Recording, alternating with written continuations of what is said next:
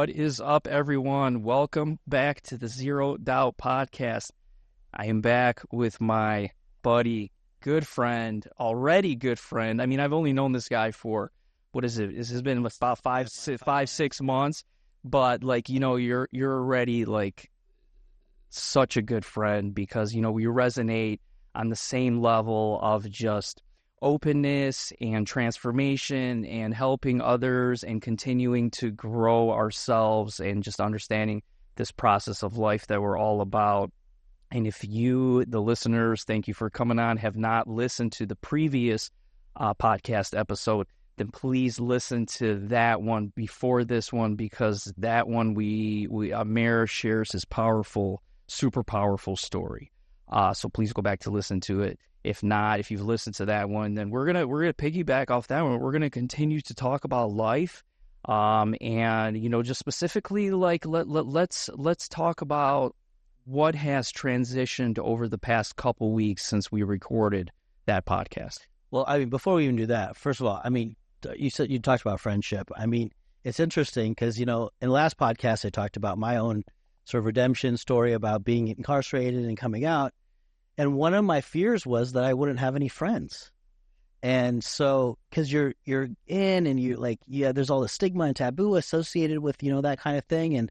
And I wondered what I would have for friends. And so, having you as my friend and having others that I've met along the way here at Zero Doubt Club has just been, I mean, for me, it's been an important part of my, my sort of transition back to life. Not only did I get a great job and have great coworkers and I'm able to help people and help them on their journeys, but I've also made some great friends. So I appreciate that.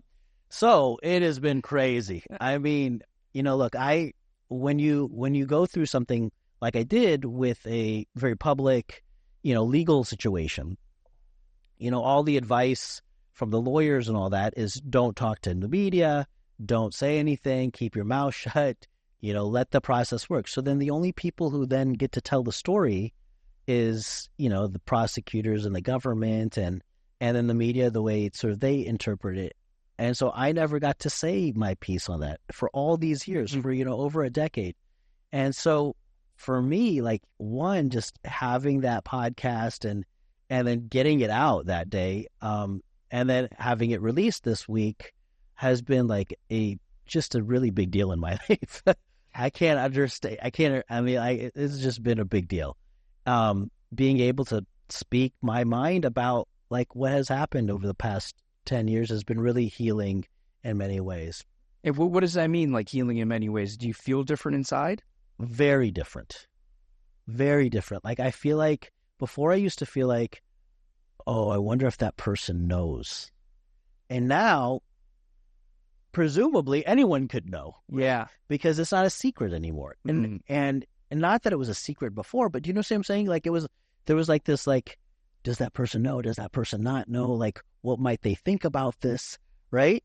Now it's okay, well, if they follow our stuff on, Instagram and on Facebook and, our YouTube channel, which you guys all should do, it's out there now. So there's no, I don't have that sort of fear. Well, you went through it, right? And I think that's a lot of what a lot of us face is this fear of people finding out who we really are. That's right. That's exactly right. It's hard to take off the masks, right? We all, everyone has. Everyone. We talk about this a lot in training, how, someone told me the other day we were working out and someone said, when I come here, I can be my real self, but then I have to go back to my office where I put on this mask again of this person who does accounting and finance. Yeah. The serious guy, right? Serious person. Yeah. Right? And that's a hard way to live life, to not be able to be your authentic self all the time, or to have to manage the places where you have to be, one way and then the other way, Yeah, and I think that's why, look, a lot of people out there have that accounting job, the finance job. So that's why I think it's important to have that release. Yeah. Right. Whether it's through a podcast or through a painting, artistically, going out to nature. Yeah, going out to nature. It's so important to have that release. So you obviously didn't have that release prior to this. prior to this, Yeah. and now you got it.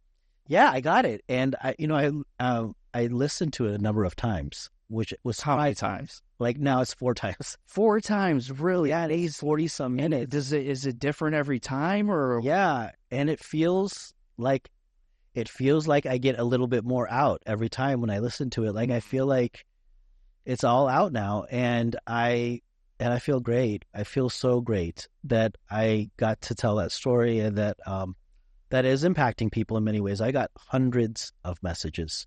Wow. And hundreds of messages on Instagram and Facebook and text and email, and I what kind of messages were they?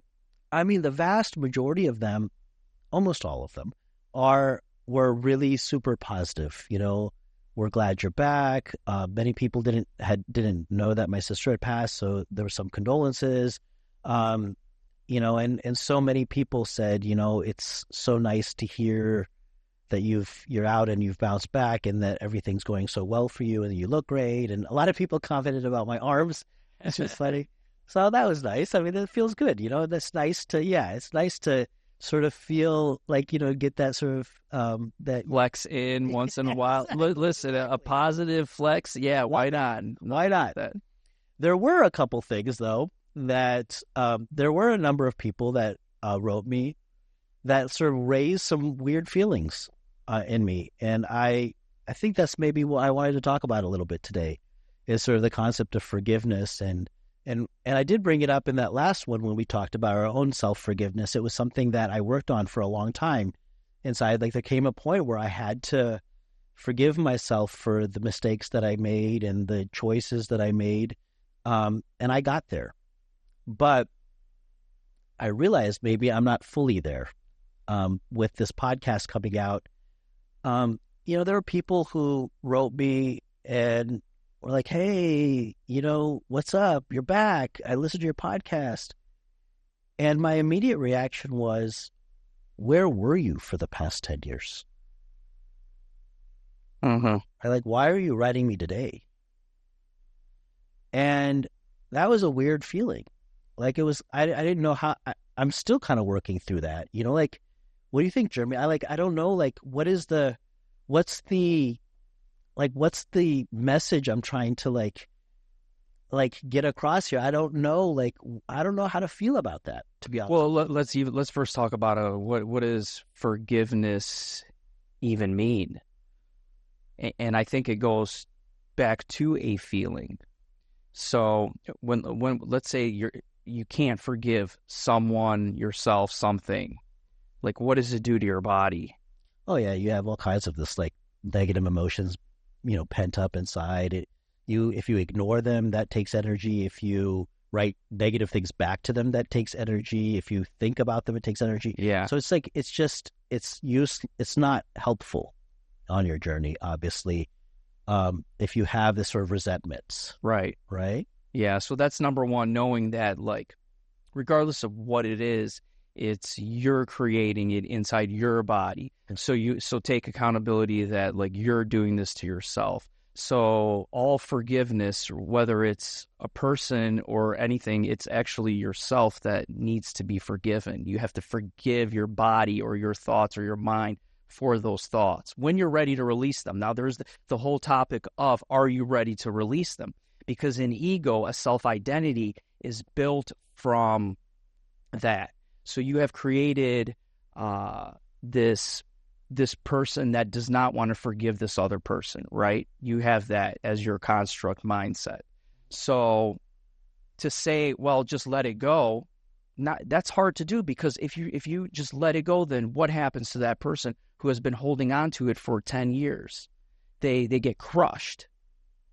So not everyone's ready to change their identity and lose that sense of I'm right. What happens when you feel resentful to somebody? How do you? Yeah, I mean, look, listen, I'm in no means perfect in anything that we talk about. Yeah, no, sure. But I know working through it is the key.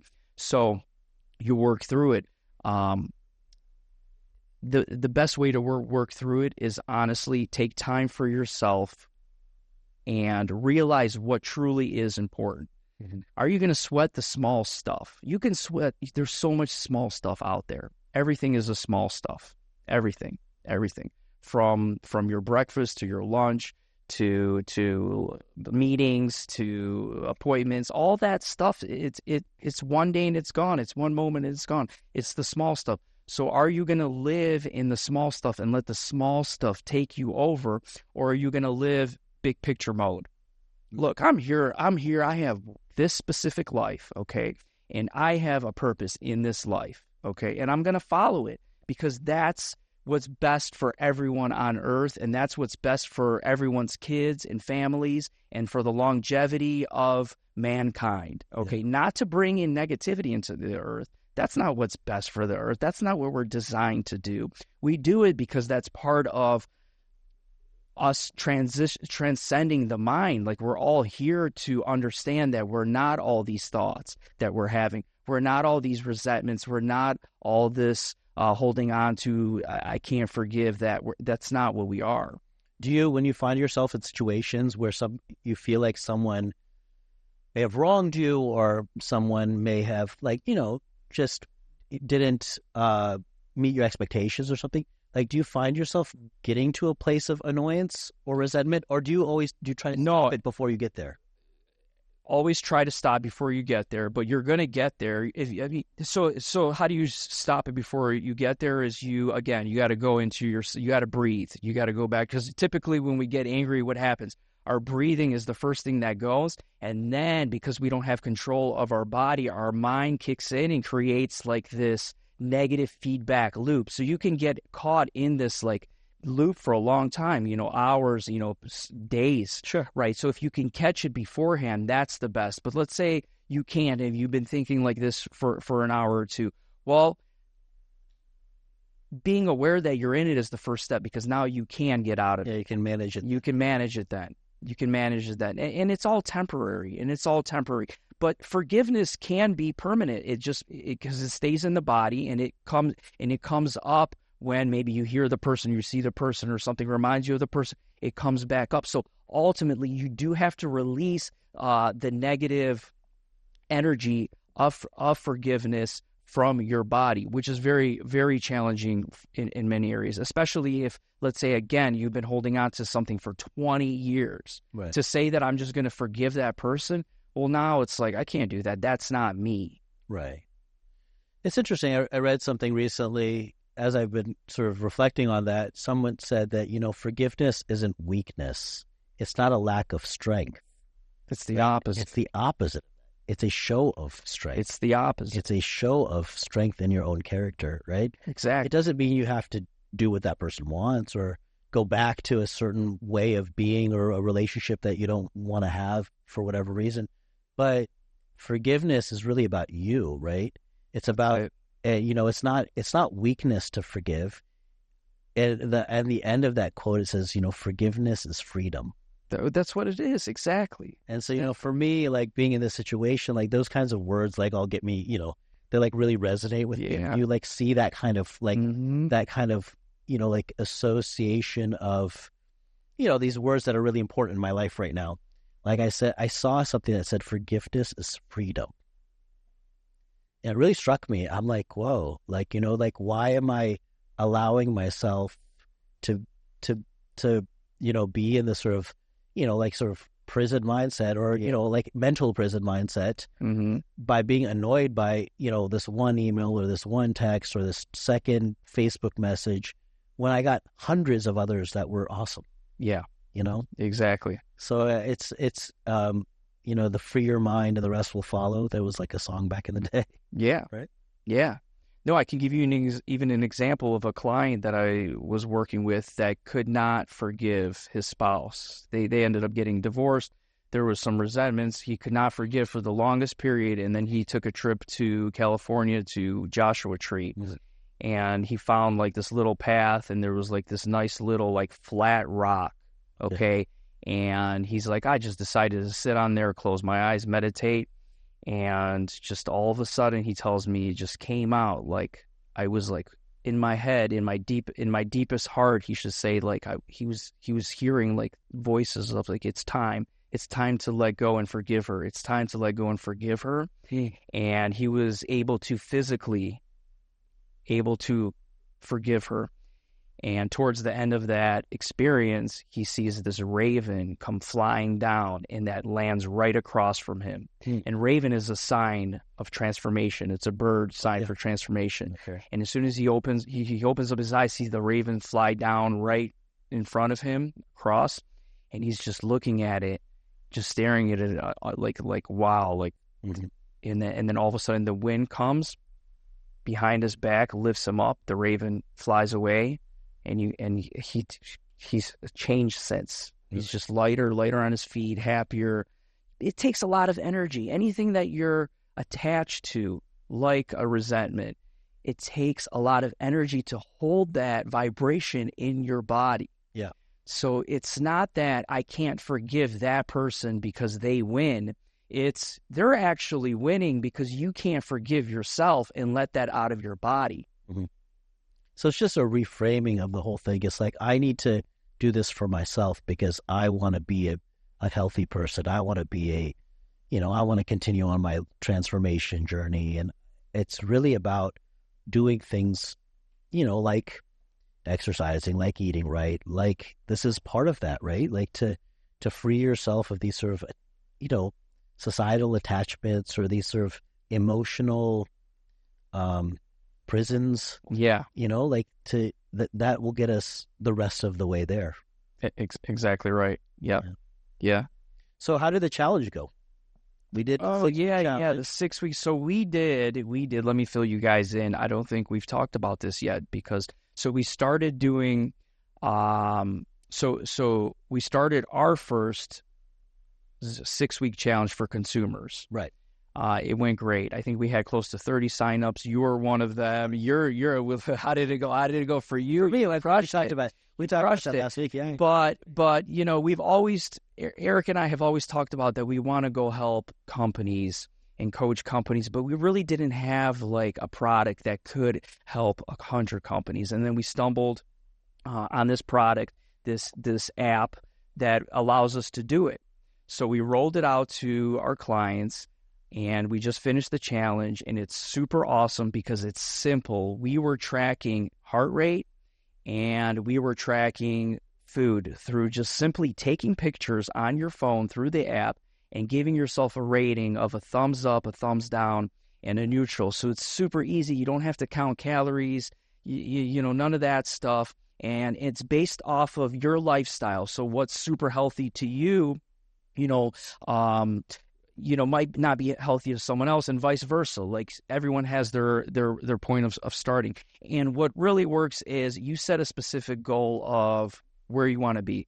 So let's say, for example, you want to be 75% of your meals, you want to be healthy. You have a good confidence rating of that you can do this challenge and 75% of your meals will be healthy. Great. We set that. And then we set a specific heart rate zone and how many minutes. Again, depending upon where you are and your fitness level. If you're someone that already runs, well, your minutes are going to be higher than someone that really doesn't move around. So it's a fair playing field, and there's a leaderboard, and we did it amongst our community, and it was great, right? Yeah, it was great. I feel like when I was in the gym and when I was training our clients, people were really into it. Everyone remembered to turn on their heart rate monitor. People were really focused on making sure they were getting in the zone as it relates to their heart rate. There's a number of our clients who wanted to be like at atop the leaderboard. They, that was driving them to make sure that they were getting as many minutes in so that they could stay, in the top 1 or 2 or 3 or 5 or whatever. And for me, I'll tell you what, like, really was for the food. Mm-hmm. Like, I would take a picture of something and give myself a thumbs up or a thumbs down or whatever. And then I would want to have a snack, or I'd want to have a dessert, or I'd want to do something. And I'm like, I'm not eating that because I'm not taking a picture. You don't want me to see it. I don't want Jeremy to see this. I don't want to take a picture of it. And I definitely don't want to give myself a thumbs down. Yeah. Right? And it really motivated me. Like, I made a choice, like the awareness of, like, that was the whole point of the app, right? It's like to provide this awareness of what your heart rate is and how your activities are using your heart rate. And then on your food is what are you eating? And is it really a thumbs up or is it really not a thumbs up, right? And so for me, I was like, I'm not eating that because I don't want to take a picture and give myself a thumbs down so that Jeremy can see. Then I gave myself a thumbs out. And it worked for me. In fact, now when I'm at dinner or something, my dad's like, hey, did you take a picture of that? Before I start eating, he's like, take a picture for your app. So like, it's like become a thing around our house. Like, like how I take pictures of all my food before before I eat it. So it's pretty cool. It worked. I mean, it works. Yeah. Obviously worked for me. I mean, I weighed myself this morning. I'm down to 174, which is 33 pounds. Man, you are looking lean and your biceps. Do another flex. It's okay. That's right. We're just joking around. No, I know.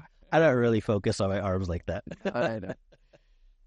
No, I mean, it even worked for me because, I mean, it forced me to run more. Yeah. I mean, I have a love-hate relationship with running. Yeah. So many of us do. Yeah. But it's just so like spiritual and in your body, and you don't have a lot of time to think, right? Yeah, so it's good, man. It worked good. So yeah, and then we just closed our first corporate wellness client, so that's going to start in October. Absolutely. We're super excited for that, and we're going to help a lot of people. Yeah, hopefully one of many more to come here in the future. Hey, yeah, absolutely.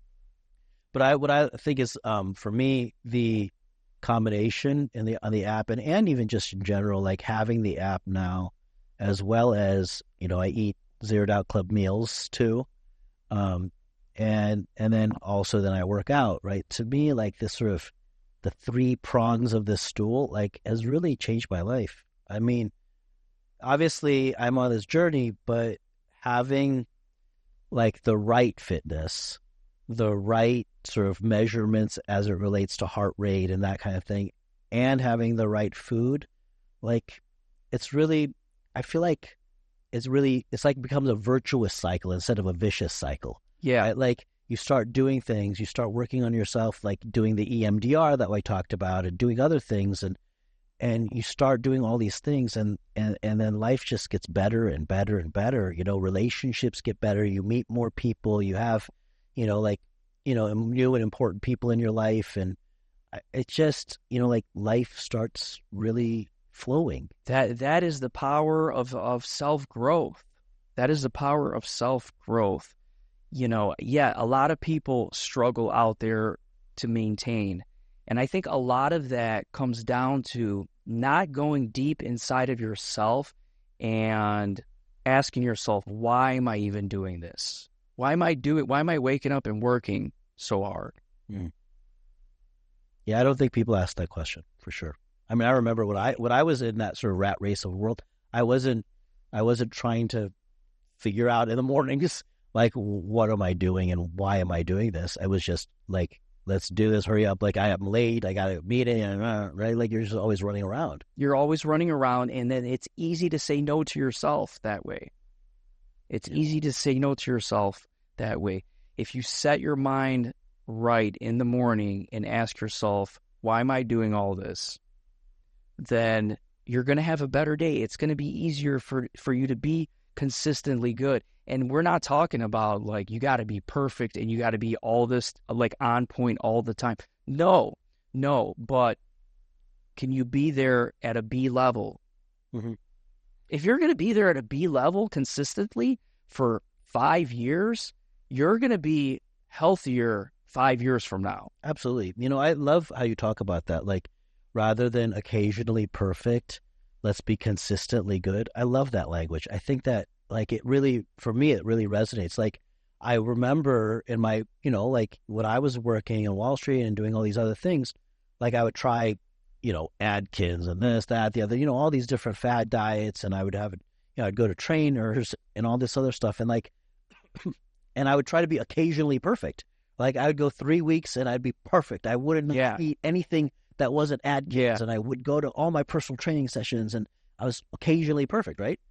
But then after that, something happens, you go on vacation, there's a wedding, something happens at work, and then you're back off. And rather than aim for that perfection, like being consistently good, that's achievable. Yeah. Like, and I've really learned that in this last, couple months as I've been working on this app. Like, as long as I get, of the 21 meals a week, as long as I get 18 thumbs ups or 17 thumbs ups, I'm doing pretty good. Yeah. So I would even say if you think that like you're at 100%, that you're setting yourself up for failure, because you got to ask yourself, okay, what would happen? Because you need to be perfect for these 2, 3, 4, 6 weeks. Are you going to be okay though if you're at 50%? And if the answer is no, I'm going to hate myself, then you're not on the right path. And that's all of us. That's all of us. So the right mentality is to be well balanced in all areas of life. Yeah. But you have to be balanced, most importantly, with your heart and who you really are. We talked about in the beginning of this podcast that we all put on different roles and wear different masks. Look, that's fine. That's part of society. You have to do that. But can you have one foot in and one foot out? And what I mean by that is, can you be also your true self essence deep down inside? Why am I playing this role, and have that in the background? Yeah. Versus being the role. Does that make sense? Yeah, no, it totally does. Yeah. Having awareness that you're doing it makes it somehow different than actually just doing it. Exactly right. Are you just like going through the motions, or is every day truly a growth opportunity and different and new? Yeah, I like that. Because look, I was someone who it seems like for 15 years, every day seemed like the same day, especially as a poker player. Yeah. Can you imagine that? Like all the time. All the time, right? I mean, yeah, you have different hands but you're always like doing the same thing. So to live this way now, understanding that it's about what I do right now in this moment. Am I going to treat this moment as the best moment for myself and just be who I am? And whatever happens in the moment, I might trip, I might fall, I might eat a slice of pizza in this moment. That's fine. For me, that's going to be a treat because I know in the next moment, I'm going to be healthy. Yeah. And that's what makes me happy. So I think a lot of times it's even just asking ourselves, what truly, truly, truly, truly do you want out of life? When you're on your deathbed, are you going to say that I lived a great life?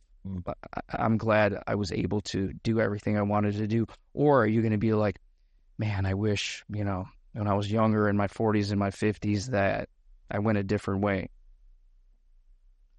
Yeah, that is a real question, right? And for me, I think every day I wake up, I'm like, man, great life. Because you're growing. Yeah, I have a great life. And I have all these great people in my life. I have a great career. I get to work out. I'm eating right. I feel good. And so all I know is that I want to do whatever I can to maintain this sort of like presence in the world, like this sort of like in the here and now. Yeah. I've never had that. I was always like trying to do something, the next best thing. Yeah. And so like right now I wake up and I'm like, I love my life. Right. And I want this to be my life. Yeah. Like right now you're good sitting here recording this podcast. You don't need to be somewhere else. No. Yeah. No. Like being that like mindful of the moment. Yeah. Using that language, right? Like that's what it is. Yeah, to be that mindful of like the here and now has been a real treat for me. Yeah. Well, cool. Well, yeah, this was a good one. Yeah. So, guys, I mean, if you topics, anything that you want us to talk about, we are all yours. Shoot us a message. Instagram, YouTube. These are all going to be on YouTube, Instagram Reels, Facebook. Yeah, Zero Doubt Club. We're at the point now. We're at an exciting time in the future of Zero Doubt Club. Eaton Collection is opening up in November. So that'll be our 4th location. We definitely know that we're onto something. Hey, the universe brought us you. This Harvard guy now wants to help Zero Doubt Club. No, the universe brought us Eden too. Yeah, that's true. So, just we're going to continue to do more of these. And as always, thanks for listening. Yeah, thanks, Jeremy. All right, bye.